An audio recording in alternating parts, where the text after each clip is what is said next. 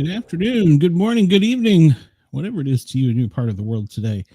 This is a special episode, a pre-recorded episode, where we have a special guest that's dropping in to visit us from overseas. Mr. Philip Mantle will be here. Let's get Shay out here first. Hello, how are you? Fabulous. How are you? Your caffeine finally kick in? Not yet. Not yet, okay. Well, let's get Philip on, and we will get this thing going. Hey, Philip, how are you this afternoon? Yeah, good afternoon, everyone. I'm fine, thank you. We were so glad to have you. Like we were talking about earlier, it's been a hard time getting you because of the time difference. Yeah, well, it's my pleasure, and here we are. Yes, I'm so glad we're Absolutely. here.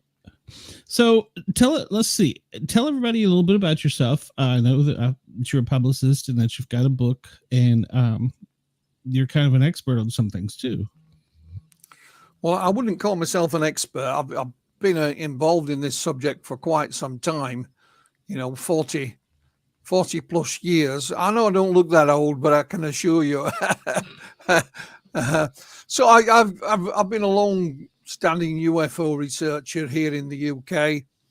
I began my investigations, my involvement back in 1980 when I joined a local UFO group. I live in the county of West Yorkshire in the north of England, and there was a local group simply called the Yorkshire UFO Society that was formed by two brothers, Mark and Graham Birdsall, and I joined that in 1980, and been involved ever since. One way or another, my involvement gathered momentum as the years passed. Got more involved, done a whole host of things down the years, and here I am all those years later, still trying to find those answers that eluded me way back in 1980. What I do now, I'm not a member of any UFO groups. I run my own publishing concern called Flying Disc Press. So I've published books by authors from many different parts of the world, including the UK and the US, of course. But also some of my own books that I've either written or co-authored. And since 2018, my colleague in the States, Dr. Irina Scott, she lives in Ohio, and myself, have been actively involved in investigating the 1973 Pascagoula alien abduction that involved Charles Hickson and Calvin Parker. And the results of our investigation, we've recently published in a book called Beyond Reasonable Doubt, the Pascagoula alien abduction. And we uncovered a whole mountain of new information and new witnesses. So that kind of brings us right up to date. That's where we are today. And still investigating, of course, that things haven't stopped. They've slowed down, but they haven't stopped. Wow. I think with the advent of technology too, and it seems that there's no awareness and openness, people are more willing to come out and talk too. Do you find that to be pretty much true? Yeah, absolutely. I mean, when I started, there was no internet. So communicating with people was usually either on the telephone or in writing and or in person, of course. And in the 1990s, in 1994, I co-authored my first book, which is called Without Consent. It's a study of alien abduction cases here in the UK. And I co-authored it with a colleague of mine who was a journalist by the name of Carl Nagatis. And I literally traveled from one end of the UK to the other, interviewing people in person for that particular book. And the only place I didn't go was Northern Ireland. And that was all simply because I had no one to interview there. Otherwise, I would have got on the ferry and sailed across and gone. But I went to Scotland, Wales, throughout the UK. So it was different times. But like you said, today it's a different climate. And the technology that we're using now, would have been, if somebody ever told us back in 1980 when I started this, that I'd be promoting a book that I'd written with an academic in the United States, and we could communicate free of charge like this, face to face, across the Atlantic I would have fallen over with laughing, you know. Mhm. But nonetheless, here it is. It's awesome. Yeah, technology is good, and well, it can be now with AI. It can be good and bad. So tell us a little bit the abduction that you highlighted in the book. Sorry, I'm stumbling on my words here. Pascagoula. Well, Pascagoula's in Mississippi. That was going to try and I was I was in my head trying to form how to say that. Yeah, it's right down on the Gulf Coast. Mhm. And back in 1973, October the 11th, 1973, two gentlemen, Charles Hickson and Calvin Parker. Calvin was 18, almost 19. He was getting married in a few weeks' time. And Charles Hickson was a family friend. Now, Calvin wasn't from Pascagoula. He actually lived near Laurel in Mississippi, which I think is a couple of 100 miles away. But he was working long hours, and his fiance said, it'd be nice if you had a regular 9-to-5 job. I don't see much of you, and we're getting married soon. So his father said, why don't you ring Charlie? He was, a lifelong family friend. He's over in Pascagoula working in the shipyard. He may be able to get you a job. So Calvin did. Charlie said, yeah, we're hiring. Come on over. So he got him a job. The idea was that Calvin would live in Pascagoula with Charlie's family Monday to Friday, get him, go home on a weekend. He got a new car. Like I said, he was getting married. And once things he got established, maybe they'd find a place to rent or buy out there. So October the 11th, 1973 was Calvin's first day at work in the shipyard. And he was a welder. And, they worked all day. He was driving them home that evening after work. And the one thing that both gentlemen liked was fishing. They're both fishing nuts. And it was Charlie who said, do you want to do some fishing tonight, son? Oh, yeah. So they got some fishing gear, some bait, and Charlie's giving Calvin directions. Calvin didn't know this location, this area at all. And they drove down by the Pascagoula River. This is not out in the swamps, this is right next to Highway 90. It's a big bridge goes over the river. The shipbuilding still going on all around them. But it was a little place that was slightly off the beaten track. And they found themselves on an old pier. There was a shipyard had closed and the pier was still there. And as they drove in, they passed a sign that said no entry. And Calvin remarked on that. And Charlie says, don't take no notice. Don't worry about it, So they're fishing away. And this blue light comes from behind them and reflects off the water. Calvin's first reaction is, it's the police. We're going to spend the night in jail for trespassing, So they both turn around. And, of course, it's not the police. There is this object. It's oval-shaped. It's descending. It's got two very powerful bright lights on the left-hand edge. It stops a couple of feet above the ground, so it doesn't touch the ground at all. Next to these lights, this opening appeared, and the more intense bright light came out, so much so that they had to shield their eyes. And then three strange-looking creatures, humanoid creatures, literally floated out of this thing. They described them as being about 5 feet tall, head, no neck, pointed protrusions out of the side of the head, one out of the front, arms, hands were pincer-like. The legs never moved. The legs just stuck together. And they were described as gray-colored, but like the skin of elephants, gray and wrinkly. Two got hold of Charlie, one got hold of Calvin, and he said, we were instantly paralyzed. We couldn't move. The only thing we could move was our eyes. They were taken towards this thing, in through the opening, Charlie to the right, Calvin to the left. Calvin said he was placed on a transparent table that was at an angle. This big ugly creature that he called them kind of stood back. And then from behind him came another being. She looked pretty much human, female. The only difference was she had very long middle fingers, very long. And she used these, she put these down Calvin's throat. This thing came out of the ceiling about the size of a mobile phone, went around him, making a clicking noise. His lower clothing and his shoes and socks were removed. He said they stuck something in his foot and it hurt. And he felt like he was having the blood drained out of him.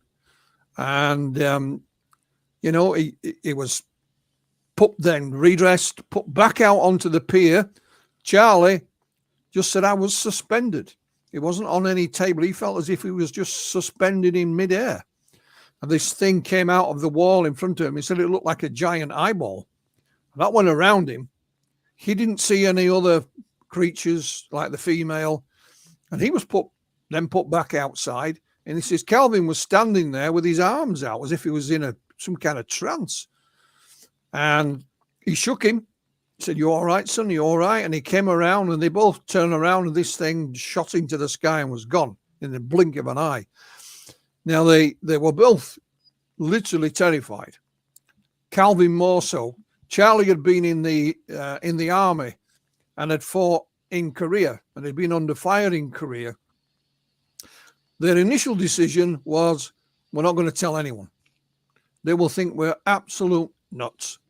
Calvin was also getting married and his fiancée was only 16, so he had to have parental permission. He thought, my fiancée's father will never let me marry her if I come home with this crazy story, So they make their way back to the car, which is brand new, by the way. Charlie opens the passenger door and all the glass fell out. Calvin got in the driver's seat and he said it took him at least 20 times to start it. And eventually it started. So they were heading back home and Charlie had a change of heart. He says, no, we've got to tell somebody. What if these things come back and do this to somebody else? What if it's the start of an invasion? So they pulled in at a local store that had a payphone. No mobile phones in those days. No. They rang the nearby Air Force base. It's an Air Force base called Keesler. And they said, we're not in the UFO business anymore. Ring the authorities. So they rang the police. The police patched them through to Jackson County Sheriff's Office. And Charlie told them what had happened. They sent a car out and escorted them into town. And Calvin had said at this point, well, I'm going to say I passed out when these creatures came out. I don't want to be part of this. He didn't want to talk at all. He just wanted to go home. Now, but anyway, they ended up in real quick. Yeah. Now, was Calvin the one that got the thing stuck in his foot, or was that Yes, Charlie? It was Calvin. Okay. Yeah, Just making sure I'm on the right track here. No, it's all right. I'll come to that in a moment. So they both interviewed separately by the sheriff and his deputies. That was Sheriff Fred Diamond. To be honest, they didn't really believe them, and they said, if you're cooking up this, you're going to be in big trouble, So they put them in a room together, and the deputy said, I'll be back in a few minutes. What they didn't know, there was a tape recorder playing in the desk next to them. So it recorded their conversation. The deputy came back in, took the tape out. They didn't know what was going on, took it out to the sheriff, and they replayed it. And of course, they're not laughing and joking. Calvin's literally crawling up the wall, and Charlie is not far behind him. So, the sheriff and his deputies then had a change of heart. And one of the deputies, several times down the years, who was there that night, Glenn Ryder, said if these gentlemen were acting, then they ought to go to Hollywood because they were that good, So they said, look, guys, you can go home. So they asked the sheriff not to say anything, and they said, no, we won't. So the next morning, they think, what are we going to do? We'll go to work. We won't tell anybody. We've told the authorities. We'll leave it at that. They go to work in the shipyard, and within minutes, they're summoned to the boss's office. And he said, what the hell have you two been up to? I've got journalists outside. The phone won't stop ringing. What's happened? So somehow the story had got out. The sheriff was there, and they blamed the sheriff, and he still said, no, we haven't said anything to anybody. So they told the boss what was going on. So the sheriff took them to the Singing River Hospital for a checkup. They were fine. And then someone mentioned radiation. The hospital couldn't check for that, but Keesler Air Force Base could. So the sheriff rang the Air Force Base and they said, fetch him over. So they escorted them to Keesler Air Force Base, where they were checked with a Geiger counter and were fine. But the officer in charge said, well, while you're here, gents, why don't you come on in and tell us what happened last night? Kind of ironic, because that was the first place they phoned. So they went and sat down and they told them, unlike the sheriff's office, it wasn't recorded verbally, but they had a stenographer there. You know, the kind of thing you see in a courtroom. Mm-hmm. So again, the whole conversation was recorded by the stenographer, which we have a copy of. And it's unredacted, so there's all the officers' names that were there. Every word is there. I think it's about 17 pages long, and that's reproduced in full in our book, Beyond Reasonable Doubt. Okay. So again, you know, Calvin was reluctant to talk, so Charlie was like the torchbearer. And Calvin went back home after a couple of days. He ended up in hospital. He had a bit of a nervous breakdown, but he did get married. Charlie went on the chat show circuit. He went on the Dick Cavett show. And Calvin was supposed to go on with him, but he said no. They went on the Mike Douglas show. But Calvin said, I don't want no more to do with this. You know, I just want to, he'd got his life planned out, you know, got my fiance, get married, get a house, children, grandchildren, retire. Great. But that night changed all of that. So down the years, Charlie would tell his story. He published a book in 1983 called UFO Contact at Pascagoula that he co-authored with a chap called William Mendez. Occasionally, Calvin would pop up, usually at Charlie's insistence. So when I started flying this press, I obtained a copy of Charlie's book. Charlie died in 2011, and I got the rights to republish it because you can only buy a second-hand copy online, and they were charging astronomical prices for them. So I thought, that's not right. And I'd always had an interest in this case since I read about it in a magazine back in the 80s. So I set about looking for Calvin to see if I could get an interview with him. I thought, I'll just, if I can get an interview, I'll just put him in the back of this book to bring it up to date. Took me a few months, but I found him, got a phone number, spoke to him on the phone. He was very nice, but clearly didn't want to tell me anything, you know? Yeah. So we spoke a few times, and I said, why won't you give me an interview? He said, well, down the years, every time I gave an interview, it would always turn out wrong when they published it, you know? I said, well, the only way to get around that, Calvin, is let's do a book. You'd mentioned a book, and you can write it yourself. So nobody can change it.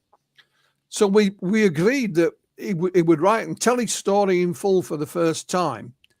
But in the contract that we wrote up, I was not allowed to change one word of it.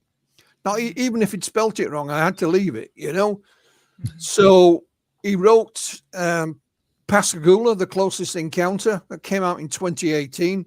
Much to our amazement, it became an Amazon bestseller. So Calvin did some local media. He did some national and international media. He went to speak at a few conventions. But now the atmosphere had changed now. Back in 1973, everybody just laughed at them, called them, you know, drunken rednecks. But it's different now. You know, Calvin was treated with, treated positively. And the townsfolk of Pascagoula, by and large, accepted the story as part of the town's history. They didn't have to believe it, but it was part of the town's history. And in 2019, one of the local charities had saved up enough money to make a historical marker at the scene. And that's close to where the incident happened. And it's there. It was officially unveiled by the mayor. And I became very good friends with Calvin. We did a follow-up book. And that sold pretty well. He's in a documentary now on Netflix. There's a series on Netflix called Files of the Unexplained. It's an 8-part series. The first part of that series is Calvin Parker and the Pascagoula abduction. It's pretty good. Sadly, Calvin died last year. in August of last year. But Dr. Scott and I have been investigating things since we first started speaking with Calvin, because one way or another we learned that there were other witnesses, and we tracked them down, or they stepped forward. I mentioned Calvin's foot, and he had something stuck in it. Charlie also said when these creatures got hold of him, they pricked his arm. Now, I said to Calvin, have you got any photographs or documents or anything? He says, no. He says, our house was hit by Hurricane Katrina. It was under 10 or 12 feet of water. We lost everything. There was no photographs of their wedding, or Calvin and his family, of his young people. They were all gone. So one of my jobs was to hunt down any documentary evidence I could, documents, photographs, interview, anything.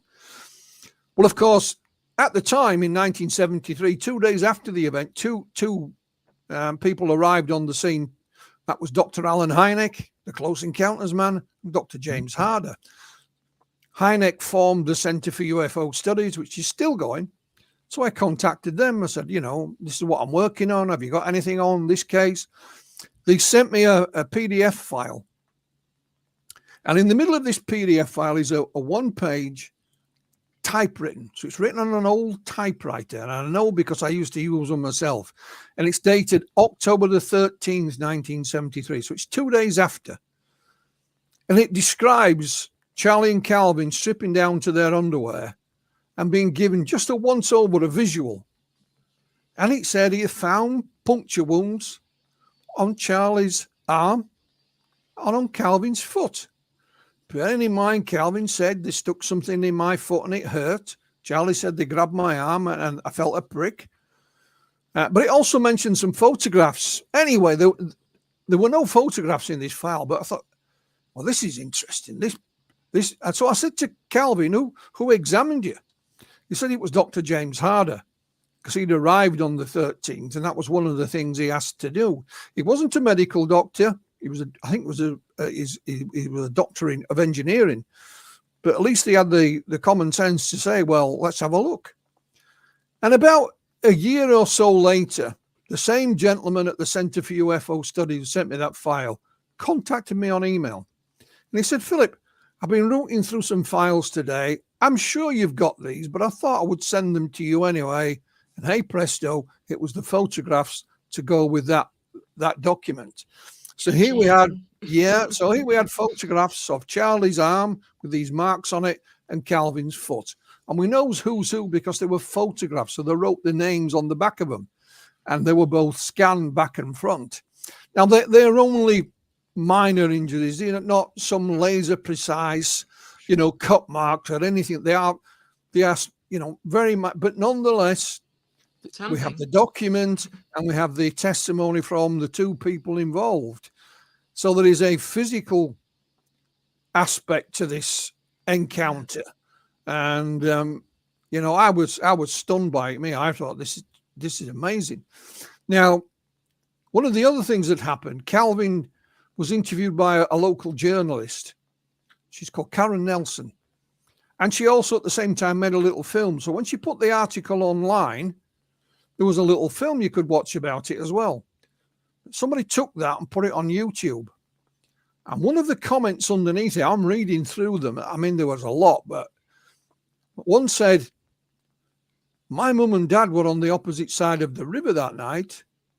And they too saw the UFO. So I managed to find this person on social media. It was a young lady. I left her a message. I explained who we were, what we were doing, and could we speak to her parents? She said, I'll ask. She came back and said, yeah, they'll talk to you. And it was Mr. and Mrs. Blair, Jerry and Maria. Mr. Blair worked out offshore on the oil rigs. And they were on the opposite side of the river that night in the car by a little pier. And there was a boat at the end of it, and that boat was going to take him out to go work. But his boss was late. So they sat in the car. He wasn't in the best of moods because he wanted to get out there. It was going to be a long night. And it was dark, but there was a full moon shining. So eventually they decided to get out of the car, you know, and Maria said, we saw this blue thing come down the river, and then it stopped opposite us on the other side of the river, and it was either lost or it was looking for something. She knew it wasn't an airplane because she knew there's no airfield over there, and an airplane doesn't move like that. So they decided to walk along this pier to take Mr. Blair's belongings and put it on this little boat. As they're walking down it, there's a huge splash in the river next to her. And this thing came up out of the river, and Maria said it was a grey man. And it came right up to her, and then went back into the water and under and was gone. And she said at this point, it was around about 9 o'clock at night. She wasn't sure, but it was around about 9 o'clock. She ran down and threw the things on the boat. Then she had to go back down the pier. And she was terrified, but she nonetheless did. But when she got to her car, it was midnight. So there was, and she said, I spoke to her on the phone, and she said, I've often wondered, Philip, if something similar didn't happen to me and Jerry, like it did to Charlie and Calvin. I said, why do you say that, Maria? And she had these little flashes. She says, it's almost if I can see something out of my peripheral vision and I can't quite make it out. I said, okay. So I spoke to Jerry, and he wasn't in the best of moods when I spoke to him. But he said he'd seen this blue thing. And so I passed this on to my colleague, Dr. Irina Scott, because it's easier for her to keep in touch with these people. Being in America, she lives in Ohio. We started working together. Slowly but surely, Maria provided Dr. Scott with more information. Then Jerry became ill, seriously ill. I mean, he wasn't sure if he was going to live or not. And he said to his wife, Maria, I got to tell you something. She says, what? And he says, we too were abducted that night. And despite his illness, she said to him, you got some talking to do, mister. So he said that night, 3 creatures got a hold of him. By the way he told her, it sounded like that this had happened before, because Jerry said, I was only trying to protect you. That was my only thoughts.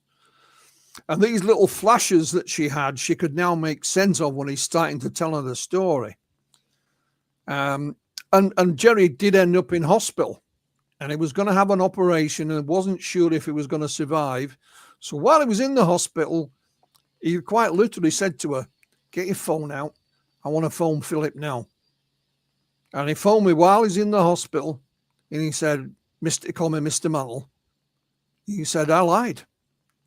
He said, I saw the blue UFO. He called it the grey humanoid.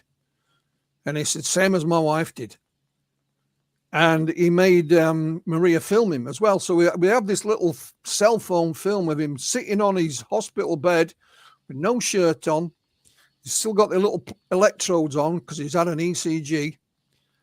Thankfully, he survived the operation, but it was only a temporary fix, And right up until he died sometime later, he was still telling Maria about what had happened, right? So it was kind of like a deathbed confession, but it lasted over a longer period of time. So once the dust had settled after Mr. Blair died, Maria asked about hypnosis. She knew Calvin and Charlie had been under hypnosis. And I said, I'm 3,000 miles away on the other side of the Atlantic, So we left it. And then she came back to us again. And I said, okay, I'll see what I can do. So I found some local practitioners in the area. And there was one lady, a professional hypnotherapist. Her name is Crystal Slaughter. She agreed. We had to pay her a small fee. But not only did she agree, she said, I'll come to your house if you like. You don't have to come to my studio, I'll come there. So we arranged to have it at Calvin's house. Maria had met Calvin and they become friends. So the one thing we didn't do is we didn't tell the hypnotherapist anything. All she knew was a date, time, and a location. So October the 11th, Pascagoula River, 9 o'clock at night. So she put Maria under hypnosis. I also had it filmed professionally. And Maria started talking about what had happened that night. You should have seen the look on the face of the hypnotherapist. I think she was expecting anything but, what Maria came out with. Yeah. Anything but aliens. Yeah. And Maria said, they were interested in her DNA and her eggs. And we ended the session. And so Calvin felt vindicated, but Maria wasn't alone. There were other witnesses on the river that night. Back in 1973, the river was a drawbridge. We had to open it to let the ships go under, and it had to be done manually. So there was a guy on duty there and pressed the button. And there was somebody on duty that night, but didn't see anything. So people criticized Charlie and Calvin, saying surely the bridge tender would have seen something. We spoke to a gentleman called Charles Rusty Anderson, and Mr. Anderson said, well, I was driving over the bridge that night with my wife. And he said, I saw this blue thing again, not in the sky above him, but actually down below. He said, I thought it was that low. I said, I thought it was going to crash. The next day, he drove to his aunt's who lived down by the river. And he said, as soon as I got there, she says to me, you'll never believe what I saw last night. And of course, he'd seen it as well. And then Calvin was doing a book signing in Pascagoula. An elderly gentleman came up and said, can I have a book, please? And and he's talking, thank you very much. And he's talking to Calvin's wife, Waynette, and another lady. And he said, oh, by the way, I saw that thing that night. But then he walked away and we didn't know who he was. But thankfully, somebody took a photograph. So we have this gentleman buying the book. So I put that on social media and we found him and he spoke to us. He was a chap called Mr. Lewis Lee. He was working in the shipyard on the other side of the river. And he said, Philip, I was a crane driver. And he says, my cab was about 10 or 12 feet off the ground. And he said, you got an amazing view all around you. That's why the cab was so high. Mm-hmm. And he said, I saw this damn thing out over the water. Again, not up in the sky, high above it, out over the river. And he watched it for quite some time. And he said, I can't do a Mississippi accent. I'm sorry. I'm all on to do an English one, but but he said, I've never seen anything like that damn thing. And he said, the only reason I took my eyes off it, because my colleague down below, couldn't see it from his position, shouted up saying, what the hell are you doing? And so I said, this will give you an idea. I said to Mr. Lee, did you report it to anyone? He says, Philip, this is 1973. There is no Ghostbusters to call, He said, I told my family about it. I said, I didn't hide it, but then I didn't shout it from the rooftops either, So we have collected more and more witnesses and evidence like these. And all these that I'm talking about now are all in the book, of course, including the complete transcript of Maria Blair's hypnosis. What was interesting, we used the same hypnotherapist a few weeks later with Calvin Parker. Now, Calvin had been under hypnosis before. He knows the routine. By now, the hypnotherapist knows a little bit about what we're talking about. So I give her some questions to ask Calvin. So the first question was, when they stood there fishing, they're facing out to the water, can you just ask Calvin when he's under hypnosis what he sees in front of him? So she does. Calvin said, well, there's the bridge. He says, there's a little boat going out. He could even tell me the company name on the side of the boat. He could read it.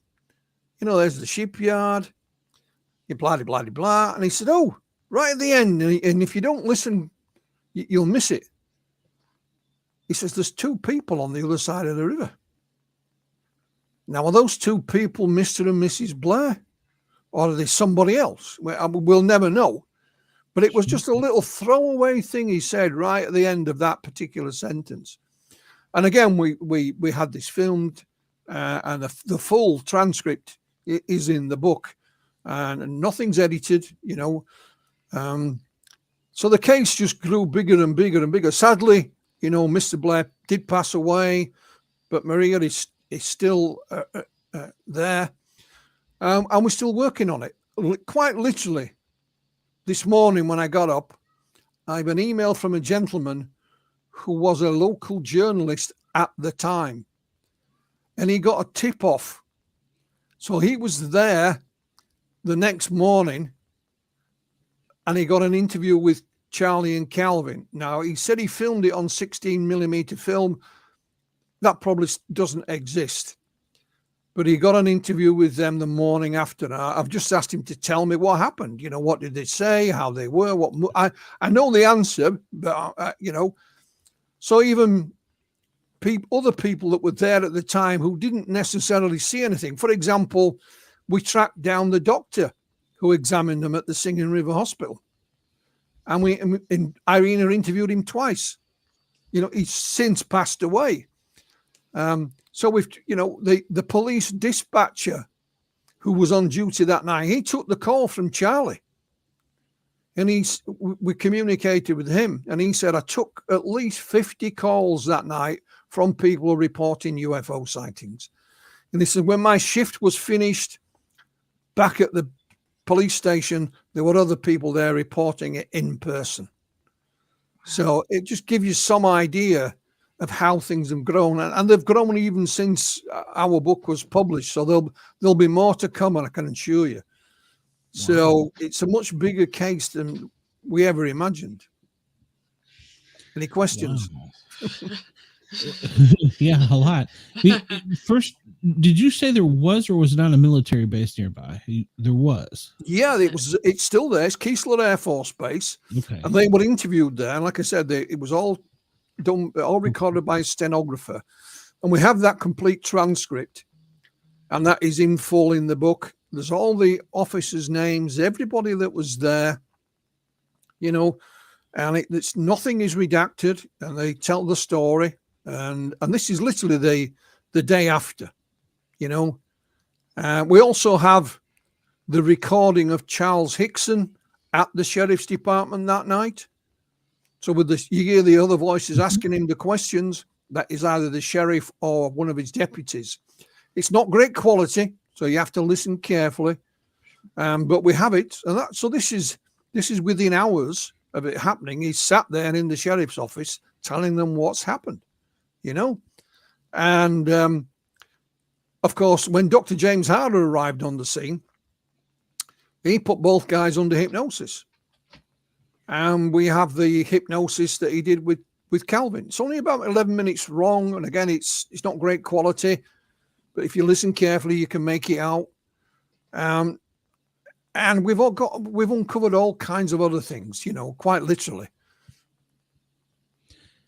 Has the military ever came out with a position on it as, you know, no, I mean, no, not at all. We other researchers were in touch with Keesler before us, and all they did was confirm that they checked them for radiation, which was 0.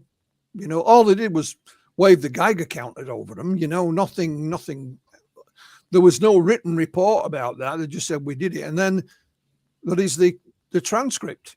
You know, and I've since contacted the Air Force Base and asked them other questions, and they said we have no knowledge of anything like that. You know, so no, they didn't come. But what is interesting, just a few weeks later, on November the 6th, 1973, in the same stretch of water, but just a little further out, it's a bit deeper, there were 3 fishing boats, just local people fishing, and they saw this thing under the water.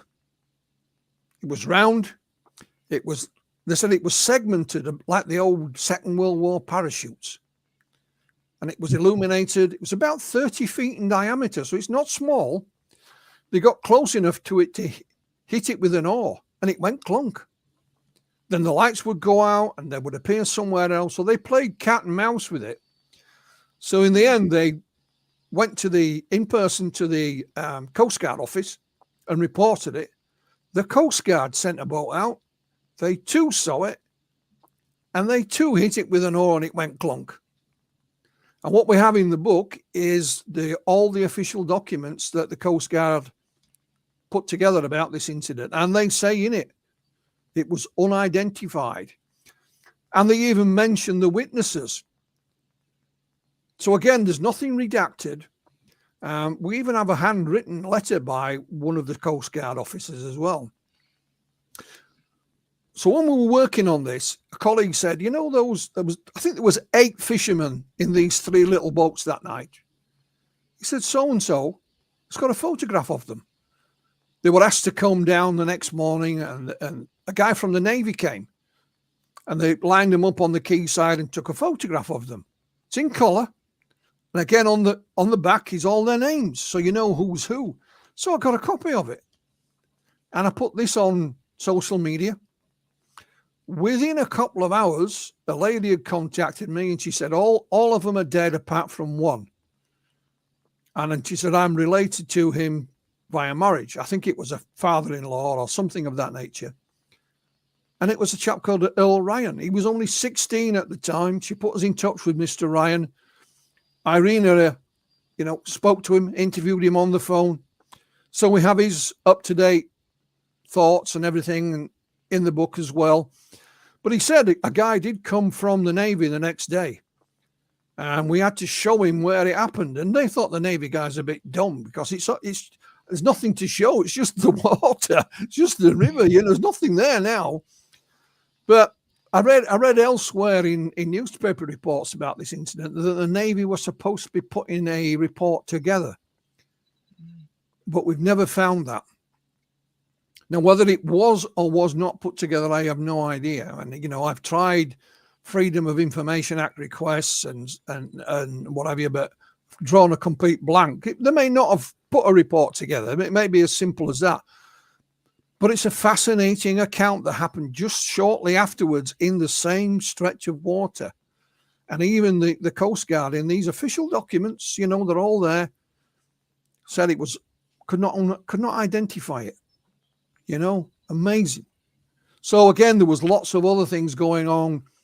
Even the Sheriff Fred Diamond, who interviewed Charlie and Calvin that night, had his own UFO sighting 2 days later. And that made one of the local papers. Wow. So there you go. Did you ever find out who leaked it, by the way? No. It was the one big thing, apart from what happened that night, was the one big thing that always puzzled Calvin. I never got a chance to speak to Charlie because he died in 2011. And he came up with an idea that it might have been one of those guys that has a piece of equipment that can listen into the calls that are made to the police. A scanner. Scanner, yeah. And he wondered if somebody hadn't, because they phoned the police, and that was patched through to the sheriff's department. And so that was the only idea he came up with. Initially, they blamed the sheriff because apart from them two, it was either the sheriff or the deputy were the only two that knew, But Sheriff Fred Diamond said, no, it wasn't us. And Charlie hadn't leaked it because Calvin was back home with him, Yeah. So we never found out, and we probably never will. But you just don't know. And, there's some vintage recordings of interviews done with the sheriff, and they believed them, And like I said, the deputy who was on duty that night, Glenn Ryder, said several times that if these guys were acting, they ought to be in Hollywood. He said, especially the young guy, Calvin Parker. He said he would talk about frightened, And Charlie said, I was in combat in Korea. I'm pinned down by enemy gunfire, and I've seen people scared. But I've never seen anybody as scared as Calvin was that night. So wow. Yeah, that's the Pascagoula case. There's a lot more. There's more witnesses, but that should give you a good flavor of what we've uncovered. Yeah, that's definitely. quite a bit. And that's all in our book, Beyond Reasonable Doubt, The Pascagoula Alien Abduction. It's on Amazon. You can get it in a variety of sizes. You can get it as a Kindle. It's even an audio book. You know, Yes. yeah. Well, that's good, because when I started publishing books, it was just straightforward. But a gentleman contacted me and said, I'm a long distance truck driver. And he said, I quite often have an audio book playing rather than music. And he says, when I sometimes have to park my trailer up to sleep, I'll listen to an audio book, you know. And he said, any chance of you doing audio books, Philip? So I looked into it, and we've managed to do that. So what we're also looking at doing later this year is I'm writing another book about it, is that we'll do an audio book that will include as many of the hypnosis sessions as possible. So you'll be able to hear to the original recording. Nice. That'd be awesome. Some of them are not good enough quality, so they will be narrated. But the others, where we can, I mean, I've got colleagues working on that now. They will have the full audio recordings, and again, make your own mind what you think of them. Sure. Have you worked with any other abductees? Yeah, I mean, my first book back in 1994 was called Without Consent, and it was all about abduction cases in the UK. So there were a few that I kept in touch with down the years, you know, still we'll call on, you know, friendly terms, so to speak. And what was interesting when Carl and I wrote that book is we asked a number of the abductees, what do you think happened to you? What you had these experiences, not me. What do you think happened? And it's amazing how different they were. Some said, definitely, we think it's beings from another world. Others thought it was some kind of spiritual experience. Others said, I haven't got a clue, Philip. That's why I became to you, you know. One young guy, although he didn't honestly believe this, he thought it was the Russians, you know, because this happened in the 1980s and the Russians were the bad guys. So, and it was technology. So the only bad guys were the Russians. But it helped him deal with it, you know. Sure. So yeah, and I every now and again there's still one of these who was featured in that original book.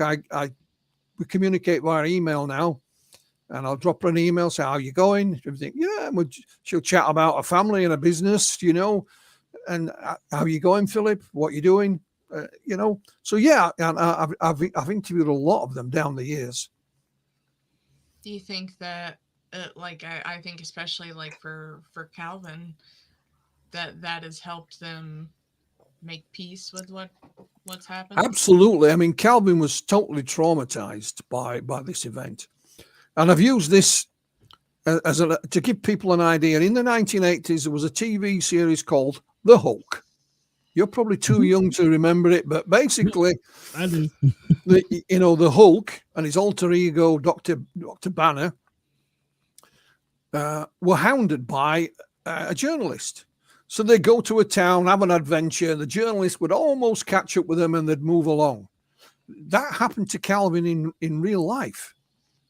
You know, not on a TV show. He would literally, the moment he was recognized, pack up with a young family as well and move.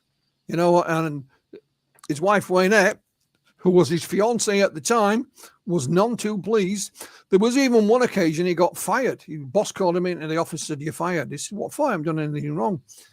Calvin had used a false name and his name didn't match his social security number. So he tried to explain to his boss and said, I don't care. You should have just told me the truth. You're fired, you know. And in the end, when Calvin wrote his book, that kind of lifted a big weight off his shoulders because he'd now told his story. And as I pointed out to him, if anybody wanted to know about it, you could say, just point to your book. It's not a commercial thing. You just say it's all in the book. Mm-hmm. And he was treated with respect. Then when others started coming out of the woodwork and saying, hang on a minute, Calvin, you know, I saw it that night as well. And then the Blairs, crazy. Well, he thought this was vindication for him, you know, and he was a tough old guy, you know. And when they unveiled the historical marker, we have him on film. He was interviewed by the local news media. Calvin's actually absolutely in tears. Oh. He could not believe it, you know. And it wasn't just about Calvin, the markers for Calvin and Charlie.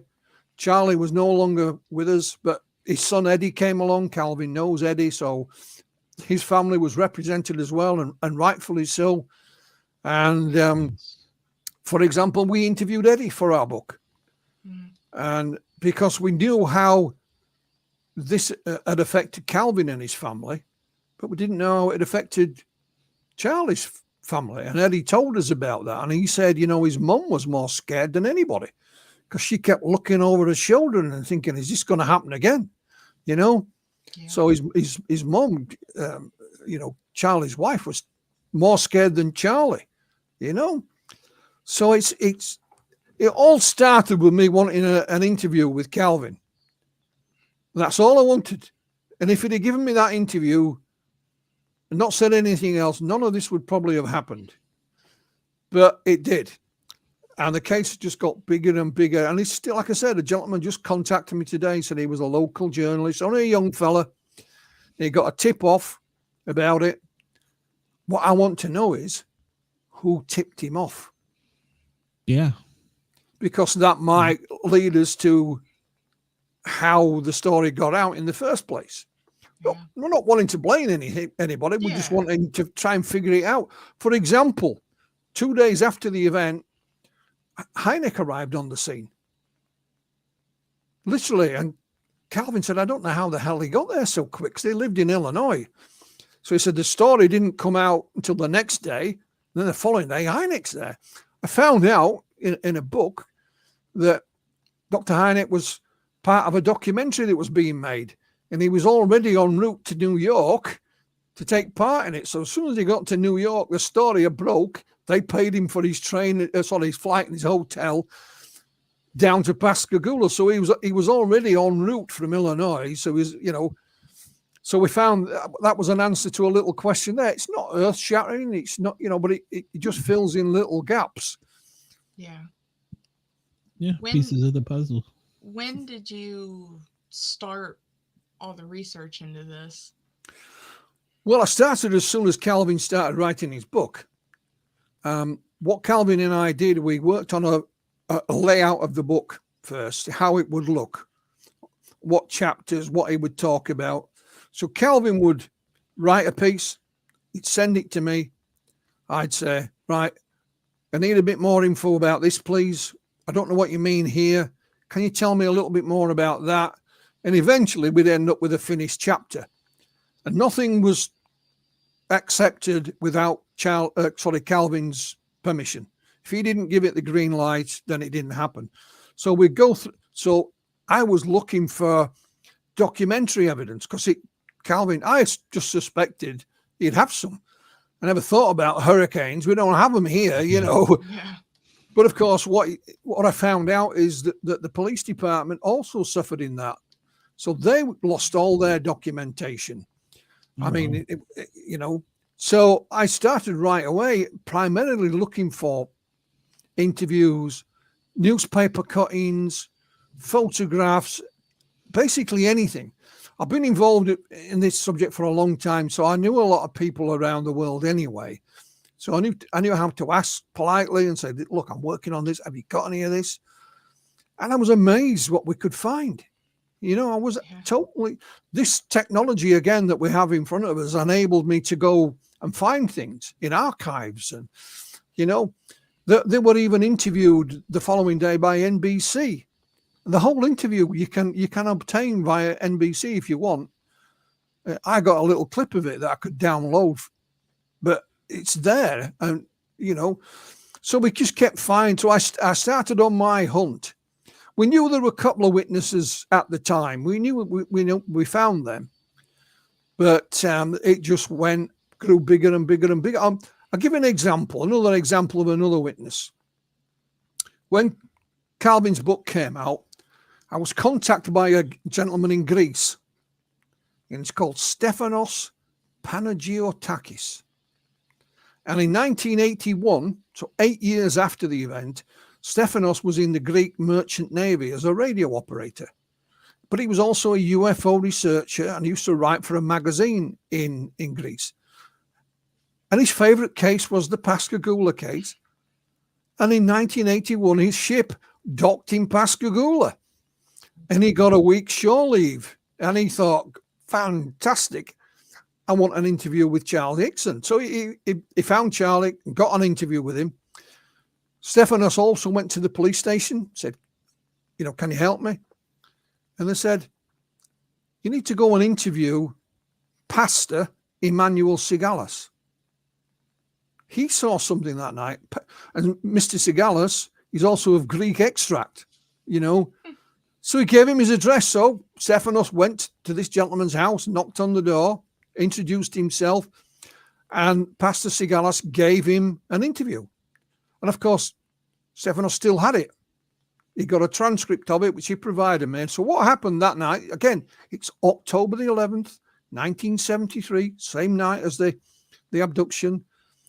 The pastor, Sigalis, a chap called Don Broadhurst, who worked with the police and probation department, and a young lady were heading out of Pascagoula to a church-sponsored event that helped people with alcohol problems. This lady in the back was a church volunteer. And as they're driving out, she's looking out of the passenger window and she sees this thing coming. And she alerts them to it. And it went right across the road in front of them. And they even drew a picture of it. Wow. Now, by the time, 2018 came around and Stephanos told us this story, Mr. Sigalis and Mr. Broadhurst were now deceased. But nonetheless, we had Stephanos' interview. Mm-hmm. I think they said, hang on a minute, what about the young lady in the back of the car? We found her name. And she was called Joanne Hallmark. She wasn't a native of Pascagoula. She'd worked there for a couple of years in the high school, and she was a local church volunteer. Now, I found a couple of social media accounts that she had, but they hadn't been used in years. They were dead and gone. I left messages, nothing. So I kind of forgot about it. I kept the name. We even found an old black and white photo of her. And then at some point, I went back and revisited it. And I looked on one of these social media accounts, and it mentioned a church. So what I did, I Googled the church. And there it was. And it wasn't in Mississippi, it was in Maryland. And this church had a website. So I goes on the website and I'm looking through it.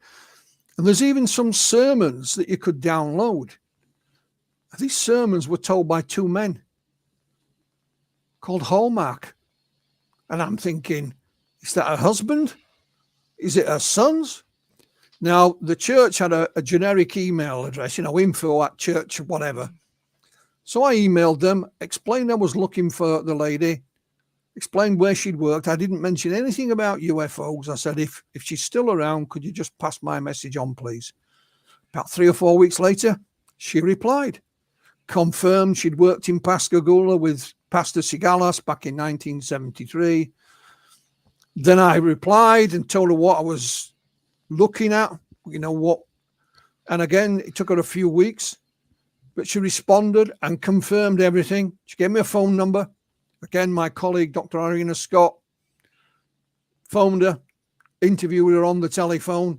She gave us all the details. She even sent me an up-to-date photograph because I sent her the black and white one from 1974. And that made her chuckle, So here's a lady who didn't step forward. We used some detective work to find her. And she was quite happy to confirm what she witnessed that night back in 1973. And it was pretty much exactly as Pastor Sigalis had explained in his 1981 interview. There were a couple of small discrepancies, but nothing major. So there were people out there who said, oh, these witnesses are just stepping forward to get their own 5 minutes of fame, Well, this lady didn't step forward. We found her, and we managed to trace her. And we did that with a few others as well. So I'll just give you an idea. What Stephanos did, he drove out of the town where the pastor said we're going, and he took a photograph through the car window had the photograph printed, and the pastor drew the UFO on the photograph, and we have a copy of that. So we have the location and what it looked like, and it was heading in the general direction of where Charlie and Calvin were down by the river. You can never say 100% that's where it was going, but it was in that general direction. Church. So there you go. Another witness that, again, is in the book. That's crazy. Well, And that I don't know if that's really the right tells word, you, tells Well, you how far technology's gone. Yeah, we were stunned. And, Calvin used to say, I don't know what's going to crop up next. So Dr. Scott and I were just researching this. We didn't plan a book. And every time we made some new discoveries, we'd write an article. And I said, we can only write so many articles about this. And we got all this other information accumulating. So we decided to put it all in a book. Calvin gave us his blessing. He said, I'll write the foreword for you. Great. And we had this working title for the book, and we didn't like it. And I was sat watching the TV one night, and there was a courtroom drama on. And it said, we have to prove beyond a reasonable doubt that this guy's innocent, And I thought, bingo, that's the title of the book. And I emailed Irina, and she said, yep. Because what we say at the end, we're not going to say that Charlie and Calvin were abducted by aliens. What we say is, in our humble opinion, if we were able to take all this evidence and all these witnesses into a courtroom, we could prove beyond a reasonable doubt that something quite extraordinary happened that night. We'll never be able to prove exactly what it was, but it certainly wasn't no balloon, no helicopter, no aeroplane, no drone, So hence, beyond reasonable doubt for the title of the book. And I love that. Yeah, I've been involved in 40 some years. I never thought it's almost the perfect case. Yeah. I say almost because we don't have any photographs of the events that evening. That would never surprise me if one didn't crop up. Don't get me wrong, but in all the years I've been involved, I never found anything like this. If you think about the other major abduction cases, Betty and Barney Hill and Travis Walton, they're the main two. Betty and Barney Hill didn't have hypnosis for years after the event, and most of what they say is based on the hypnotic testimony. There's no independent eyewitnesses. Same with Travis Walton. Although his colleagues in the truck saw the UFO and the beam of light, nobody saw anything else. So there's more to come. That's all I can say. And yeah. And when we were writing the book, we were also conscious of today's economic climate, because it affects all of us. So we made the book available in different sizes, different formats. So hopefully there's something there for everyone's wallet. There's a small paperback that's 9x6, and there's a hardback, there's a big hardback, there's a Kindle, there's an audio book. And yes, I'm biased, but I said to myself, if I still read UFO books, and I thought if there were only one book I could afford this year, this is the one I would buy, And I'm not one to brag or boast, but that's just how I see it. And I think in years to come, when I'm no longer here, it will be looked on as a landmark publication. That's what I feel about it. Much like I feel about Bud Hopkins' first book called Missing Time. I'd recommend that to anyone interested in this aspect of the subject matter. I feel the same about this book. Yeah, very good book. Yeah, it seems like it, despite some of those missing pieces, it comes pretty darn full circle. Yeah, and Calvin felt totally vindicated. He didn't do it, but this was the middle finger to all those that had laughed at him and Charlie back in the 1970s and called them, drunken hicks and drunken rednecks, or they were on. it's a stupid thing to say they were drunk. I don't know about you two, but when I was a young fella, I've been drunk many times. You know, my family were Irish and they could drink, you know, but I never had any kind of hallucination about anything. I had amnesia a few times, you know. So getting drunk does not cause you to hallucinate an alien abduction. That's what I'm trying to say. Not unless they were mixing some kind of crazy stuff together, but I highly doubt that. But even if there were, we have third parties around the area. That I'll give you Exactly. another example. Multiple. I'll give you another example. I mentioned Mr. Anderson, who was driving over the bridge that night, and he saw the thing down below him. Mm-hmm. He was interviewed for the Netflix documentary, so he's on it. So when he was interviewed, he just put a little post on Facebook, been interviewed, you know. And there was a few comments underneath, and there was a lady with a completely different name. She said, "Oh, I saw that thing that night." Words to that effect. So I sent her a message. Could we speak to you? Yeah. She's called Mrs. Eves. And again, Irina got the phone number and Irina interviewed her on the phone. What she says to us, so if you imagine Charlie and Calvin are on the river, to the left is the bridge. So you have Mr. Anderson over. You've got almost right opposite you the shipyard with Lewis Lee, and then bit over from there you've got the Maria and Jerry Blair. To your right, about a mile away, she's not far. You had this lady, she called Pamela Rayleigh Eves. And she said, I went to put the children to bed and I went to close the bedroom curtains and it looks out in the direction of the river. And we saw this blue thing. So we interviewed her and thanked her. She's actually the cousin of Mr. Anderson. She didn't know that he'd seen something and vice versa. Again, yeah, so she's in the book as well. You know, so we have Charlie and Calvin on the pier and we've got people dotted all around him, almost like a semicircle in front of them, all seeing something that night. So even if they were taking illegal substances, these other people would not be party to that. They're all independent pretty much, you know. Yeah. So and they're all in the book. And we've interviewed more witnesses since the book was published, of course. We've interviewed others. Make of it what you will. Well, it sounds to me like you've proven it beyond a shadow of a doubt. And as a paramedic, I can say, yeah, I've seen a lot of drunks. I've seen a lot of high people. I've only had 2 people in my entire career talk about anything in aviation, and they were both pilots. Yeah. So, yeah.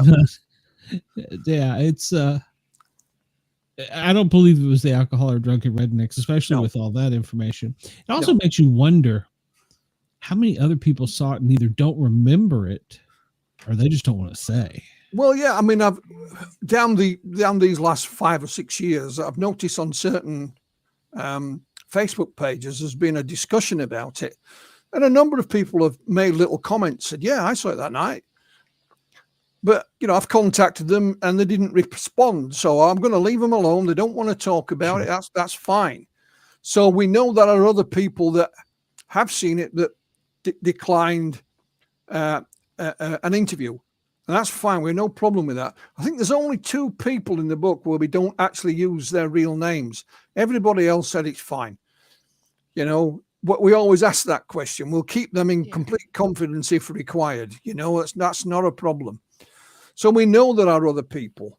And because it was a nice popular area where they were, behind them, you know, was dwellings. There was some businesses, and then there's Highway 90, and there's, you know, people living there.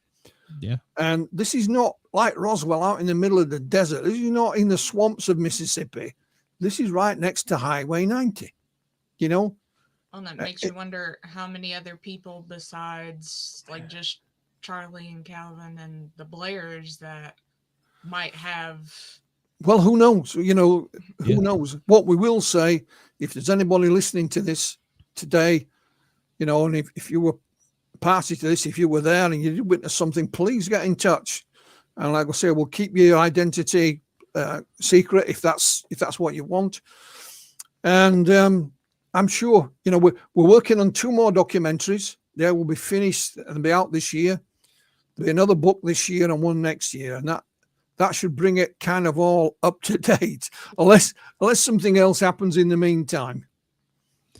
Have you followed any of the other more recent ones? I mean, there's the Miami Mall in the U.S., and then there's the teenager in, I think it was Las Vegas somewhere, that had the incident. Have you followed any of those? Or I've seen. I haven't gotten involved in them. Let's put it that way. I follow a lot of things, but I still research other things, not just Pascagoula.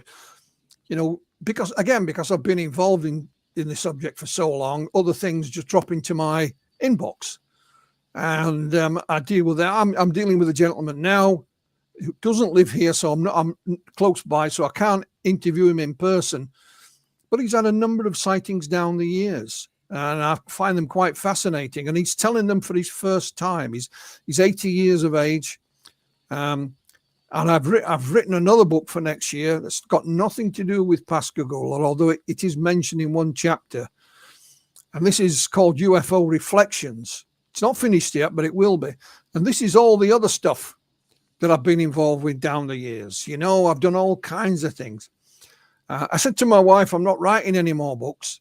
And she said, well, what about all the other stuff you've got sat on your computer? So I thought, well, it's your fault. This book now is your fault. If you don't complain to me that I'm spending too long in the office writing about it, so that will come out next year. That's almost finished, but that's all kinds of stuff, all different stuff. So, what are your thoughts on what supposedly happened in Miami? Don't know. I don't know enough about it, so I'll not comment. I'll leave others that are there on the ground. That's one of the things we must learn in this subject. If somebody's already dealing with it, leave it alone. Let them get on with it. We can all comment on it. You'll see it on Twitter and Facebook. Yeah, we can make our comments, but allow the people who are there to get on with the investigation. What you don't want is people from all over the world all piling in at the same time. And then when the results of the investigation come out, if you don't agree with them and you decide to look into it, that's fine, but let people get on with it. There are still active UFO researchers and UFO groups. Let them get on with their work. Yeah, I watched a thing on, I think it was the Fox News channel local there in Vegas. I think it's Vegas, wherever the one was where they had the actual body cameras from the police. And police officers running. I saw the news there, and apparently the most recent activity is they've had some paranormal activity at the house. Yeah. He's now saying that the teenager that first saw this creature is saying that he thinks it was a demon, and he said, but the thing that's worst out of the entire thing is, he says, I came forward. He says there's at least 4 people a day that come to my house. Well, so they've had to hire people to basically keep people away. Well, that happened to Charlie and Calvin. There were literally people would just turn up on the doorstep, almost demanding that they tell them the story. Yeah, these weren't necessarily journalists, but I'll give you another idea of how things work. I mean, a couple of years back, I did a TV documentary, and a local gentleman to where I live emailed me. And he said, I've got something I want to show you. Can I come and meet? I'm always wary about people coming to the house that I don't know. But nonetheless, he came. He was about the same age as me. And this wasn't anything he'd got. It was his father-in-law, who was now deceased, on his wife's side, obviously. And he had written a little memoir. And he'd done it himself, on the computer, printed it off. He'd only done half a dozen copies. And the area where we live all around here used to be all coal mining. It's all gone now, but it was a huge coal mining area. My father worked down the mine all his life. This gentleman had been a mining engineer. So he would build the lift shafts and the lifting gear that bring people up and down and all that kind of thing. So this book was in 2 parts, this memoir, I should say. First part is all about engineering in the mines. And this fella said, if you read it, it's the most boring thing you'll ever read in your life. You know, the other part of it was all about him and his background and where he grew up. And he tells this story. I think it goes back to 1922. So it's between the First and Second World War. Well, he's a young kid. And him and his mate set off to go to the park one morning. This was in a day where you let your kids out on their own over here, you know. And on the way to the park, they came across this thing on the ground. And they walked up to it, and there's this almost human-looking being talks to them. He's dressed in fancy clothes. He's got a little turban on. He looks Oriental, Asian maybe. And they're invited on board. They're shown around. There's other beings there, and off they go again. And this part of the memoir is simply entitled The Encounter. And it's the biggest chapter in the whole memoir. And he'd never told a soul. He's dead and gone now. But he only wrote this up and printed it out for his family. Wow. I think this is 1922. So that will be in my new book next year, UFO Reflections. That will be in there. And so it just gives you an idea of what kind of things that I deal with other than Pascagoula. Wow. Well, a couple quick questions for you. Putting it together with other creatures, like other cryptids, like Bigfoot or, I don't know, skinwalkers or whatever, do you think there's any connection there to the UFOs? No, not at all. No. What we try to do, I mean, the creatures that Charlie and Calvin observed are unique to their encounter. You know, I've contacted colleagues around the world. I've got my own collection of books and magazines, and I've looked and looked and looked.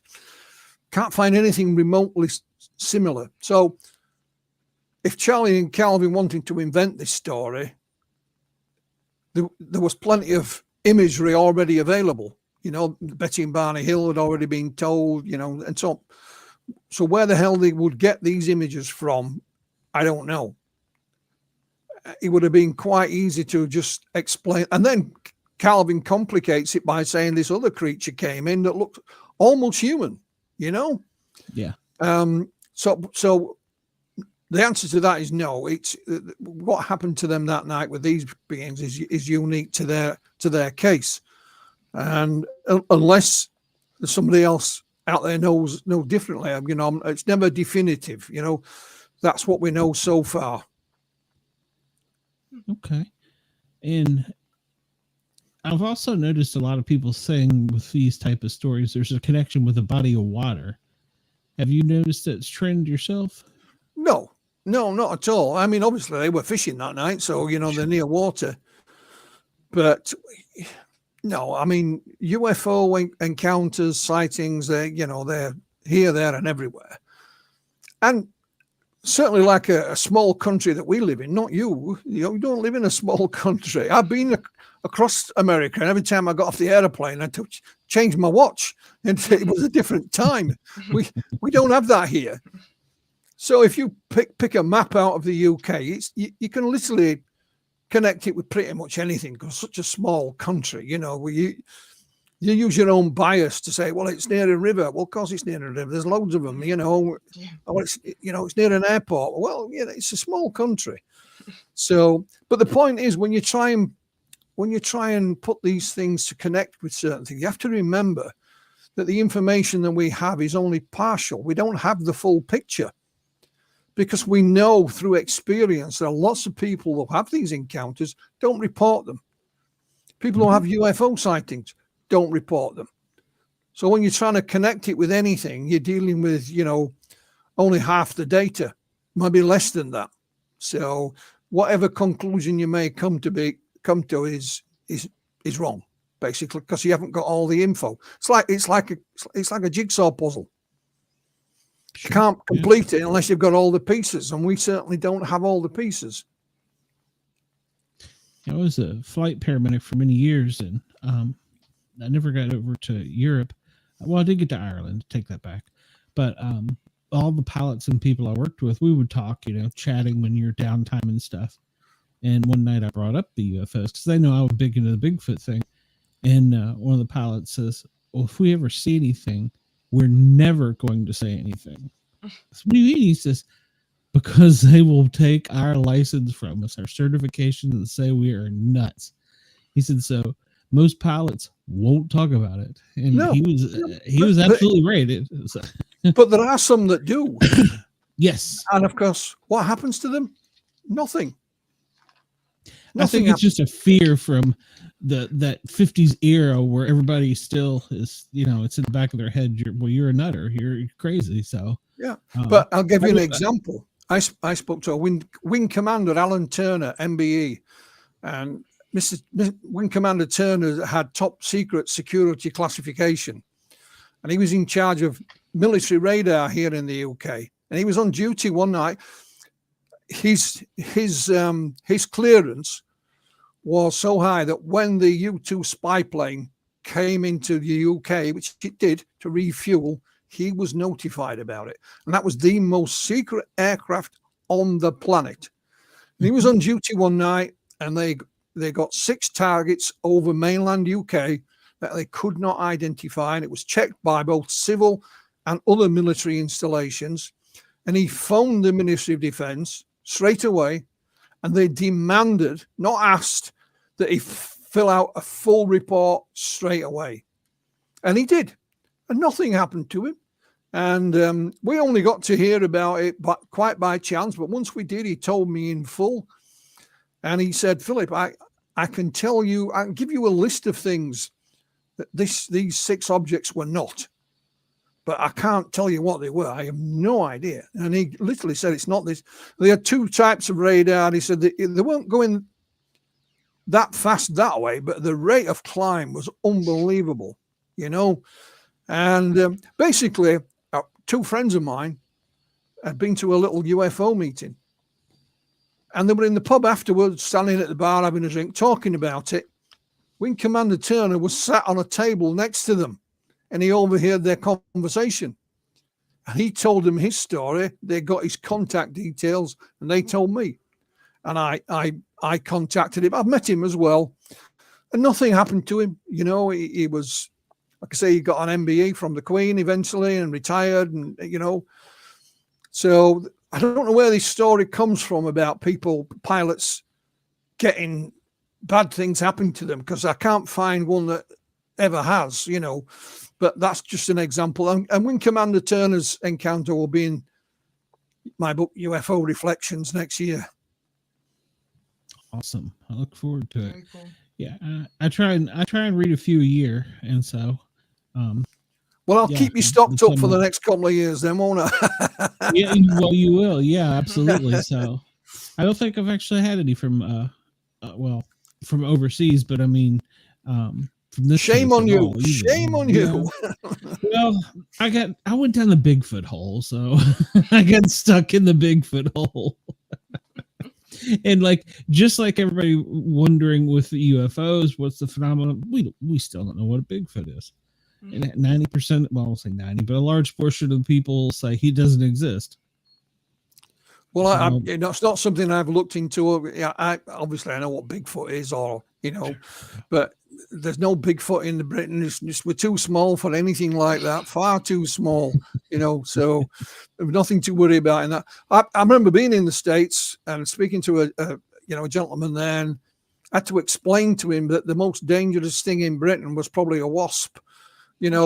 Because people get allergic to wasp stings and it makes them poorly. We have got nothing that will bite you or kill you. We just don't. And he couldn't believe it. He said, "What? You not got anything?" No, we have not got anything that will hurt you, really.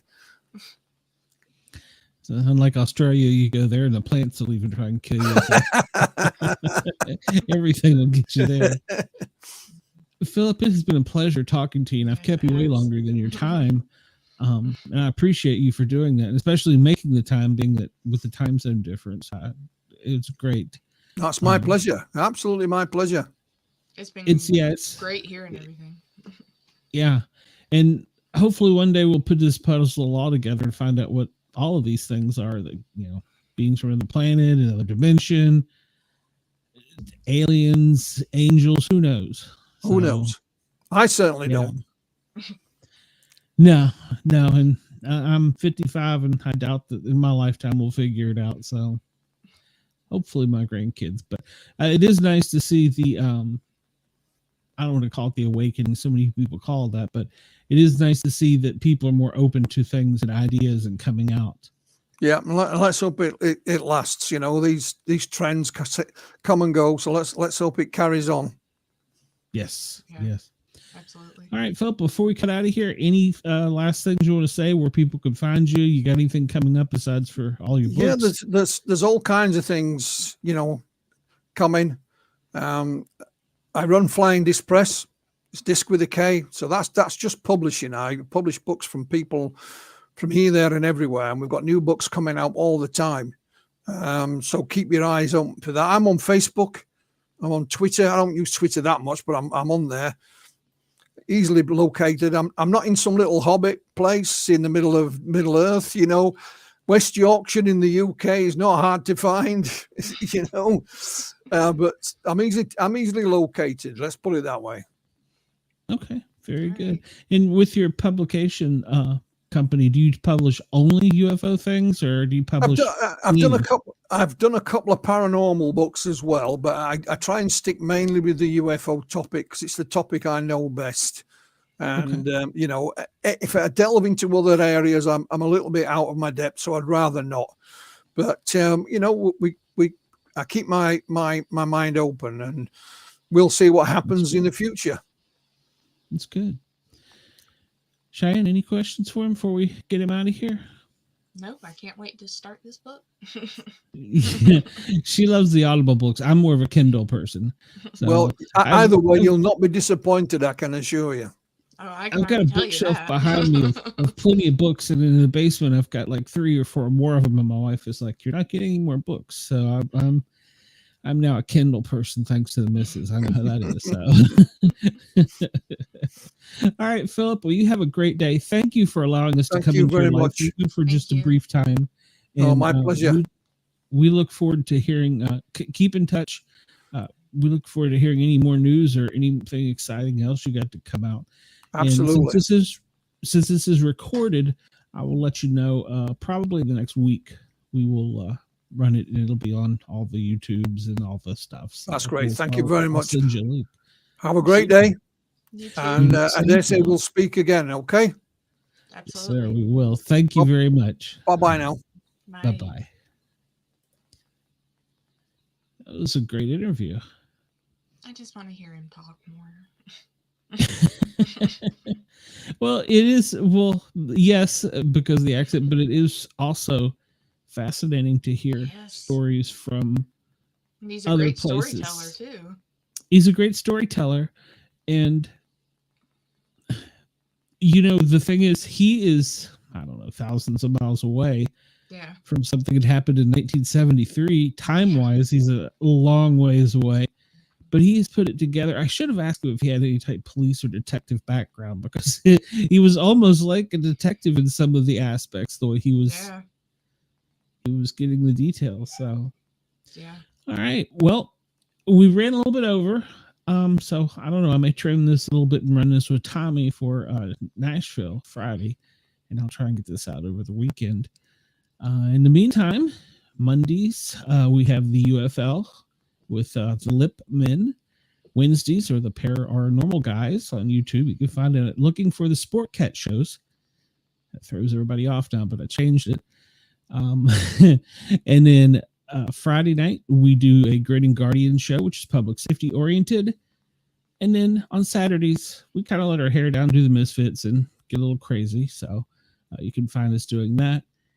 You can find me on the Thin Line Rock Station Tuesdays and Thursdays from noon until 2 Eastern, playing, I'll just say, hits. And I've started doing Flashback Fridays on the same thing, thinlineradio.com, thethinlineradio.com. So you can catch me there. We're also on Yergz Radio, YERGZ radio.com. And you can catch our replays of some of our shows as well. So we're kind of everywhere. Not to mention, I didn't read up top here. WDJY in Atlanta, KUVO Denver, WRFN Nashville. We're kind of a big deal. So It's funny. I actually had somebody ask me the other day. He goes, "Well, I need to know exactly how many listeners do you have?" I said, "Well, let me tell you where I am, and you see if you can figure that out, because I can't. Get back to me." So it's kind of hard to do. Cheyenne, anything coming out for you or what on? No, tomorrow I'll be hanging out with bracket bastards, talking about boobs. Great topic. All right, ladies and gentlemen, we appreciate you for tuning in for this special edition. Please like, follow, subscribe, and share.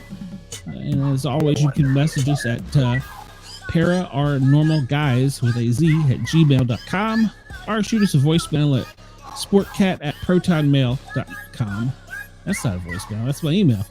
Speakpipe.com/sportcat. Whew.